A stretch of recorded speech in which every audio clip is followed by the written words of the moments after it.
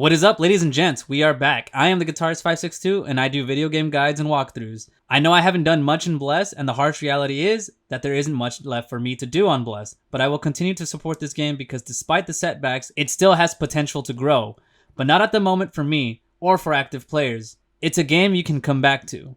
Blessed Unleashed will be released on PC soon and has come out on beta. So what does that mean for console players? That's a good question. And honestly, I personally feel that console players have been shafted the hardest because we were the true guinea pigs in this project. It was fun, but this game was never meant for console because the true system this game was meant for was PC. Looking back, the game didn't have any content. There were content walls upon content walls upon content walls. The first being prestige tokens, earning 3 loyalty tokens at a time and earning a max of 10 to 15 if you were lucky. And now you can earn up to 40 in one city and be done within 1 week of reputation quests. The fact that we on Xbox spent 6 to 8 months to get to where PlayStation got to in a week of time just proved that the growth in this game is a joke and was merely manipulated by how fast the developers wanted you to progress. I grinded pretty hard, but I always had the thought process in my mind and never really invested in the heartbreak, so when players spent real money to buy cosmetics to sell for starseeds, the in-game currency, to purchase in-game keys, to then unlock a blessing that required 3,000 warrior talents, a currency that is used to purchase a blessing in the game, and then within a few months, they reduced the cost to 1,000 because they wanted to make it easier on a whim, which basically made the whales hold on to their wallets. In all honesty, I am fine with that in a way. I feel they should have done it in a much better method. They could have kept it the same amount of 3,000 warrior talents and encouraged players to progress slowly over time, because it at least was achievable and was not based on RNG. However, one blessing, for example, Centurion's Command, which no player to date after a year of launch, which heavily relies on RNG, is the worst concept the game could have come up with. But that's just my opinion. I know I can speak upon the entire Bless community when I say that any issue you brought up with the developer usually resulted in a GM's response with, "Please submit a ticket," or "I'll forward it to the devs to look over." Your issue will never be resolved or barely resolved. It got so bad that it became a joke within the community. So when any complaints happened in the global chat, everyone would respond as the GM. We already knew what would be said. We would respond to global chat with, "Please submit a ticket," because we already know the GM's response will be the same. I'm sad to say this game has betrayed a lot of the player base, and I see a lot of reviews on YouTube about how Bless Unleashed is not Bless Online, and the reality is, you're right, it's not Bless Online. It is in its own right, its own mistake. It was a fantastic game in the beginning, but burnt out quick because the game delivers more updates on discounts on the Lumina shop than actually providing content. After playing Genshin Impact for a few months now and seeing how this game actually provides content and does things in between major updates, delivers actual events to keep you occupied, just made me realize how little the devs really cared about giving out content. I've played hundreds of games and I can say that they can stretch out the life of this game had they listened to the people that actually played their game. And I'm not just talking about the free-to-play players either. I mean the actual people that spent thousands upon thousands of dollars, and the players that have reached the end game through the sweat on their joystick. Oof, smelly, right? Despite all of this, I still love the game, and I will go on and say despite every negative thing that I have said about this game, it is still just as fun and immersive than any other game that I have played this year, but it lacks a community. I don't mean the entire Bless community either, because we, as a community on console, have kept it alive far longer than I thought we would. I mean getting your players to work together. Other games such as Neverwinter, Rust, hell, even Call of Duty through Ground War encouraged matchmaking higher than 5 players. What am I talking about, right? I mean dungeons. You are allowed only 5 members into a dungeon, but you can have an 80-person guild. 75 people are going to be left out because everyone's going to be in 5-man parties or 2-man arenas. What reason is there to even have 80 players in a guild if there is no guild versus guild? Red Basin? Not a chance. That has a 15v15 matchmaking system, but again, you can only party up with to 5 people. You should be able to party up with up to 15 people.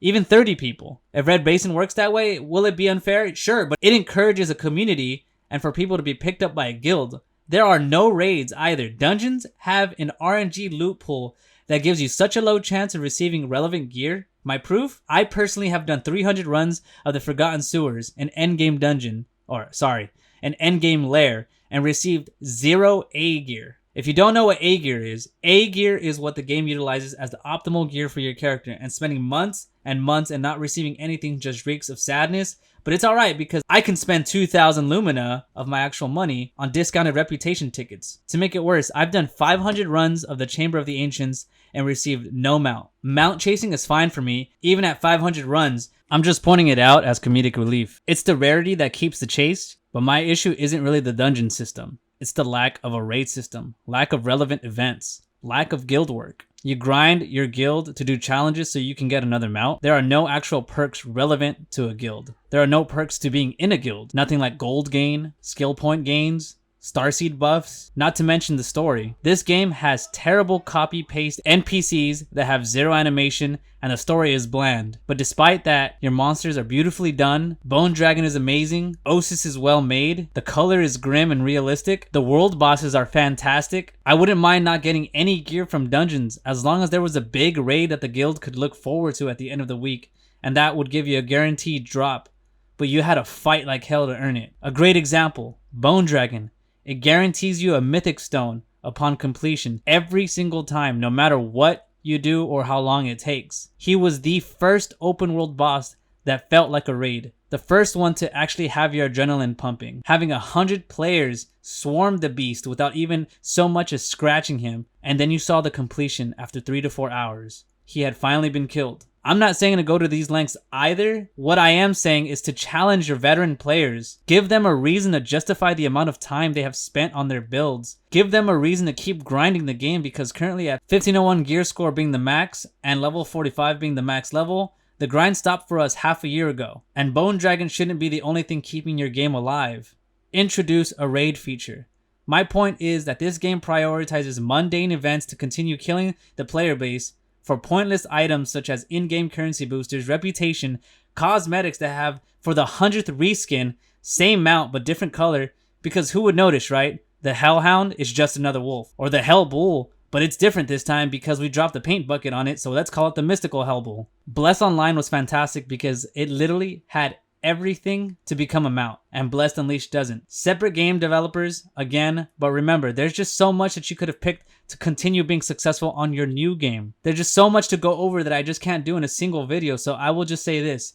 If you want to play this game that has a fantastic story, then don't play this game. It's the worst that I have seen. If you want to play a game that has great combat features for PvP, then don't download this game. If you are an avid PvE player and want to play this game with friends for fun and to fight different types of monsters, then go ahead and download this game. It offers a variety of monsters and great for PvE up until you reach the end game. And once you're there, accept that you are done and move on to another game. If you are okay with that, then this game will be absolutely fantastic. Again, if you're worried about stories, then don't download this game because the copy and paste NPCs, repetitive missions, and content blocks will make you just want to break the disc if it ever came in one. My last positive note, in the beginning of this game, it was fun, challenging, and had zero content, and I still found a way to make it fun. I did everything that I could have, cleared every dungeon. I even sped run it, the fastest times out of everyone on the server, with my original group. Arenas, lairs, and dungeons. Gathered almost every single tameable mount. Acquired almost every single ancient chest recipe. But in the end, with the lack of events and new updates, it became dry really fast. With the new updates to this game in the future to be able to progress quicker, you will be done with this game within a month.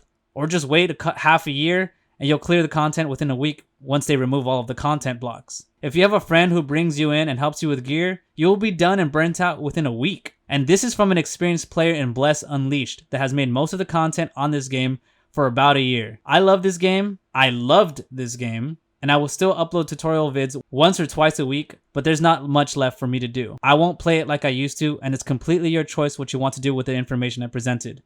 I just don't want you to invest any more of your time into something that's going to break your heart in the future. But if you enjoy games just for the experience this game, enjoy it, but once you reach the end, accept it and move on. But thank you guys for everything. Don't forget to follow the socials, Twitch, Twitter, and Instagram, which is going to be at theguitarist562. Remember, if you do love the content that I provide and want to share more than just a subscription, feel free to donate to Streamlabs, which will be in my description box below.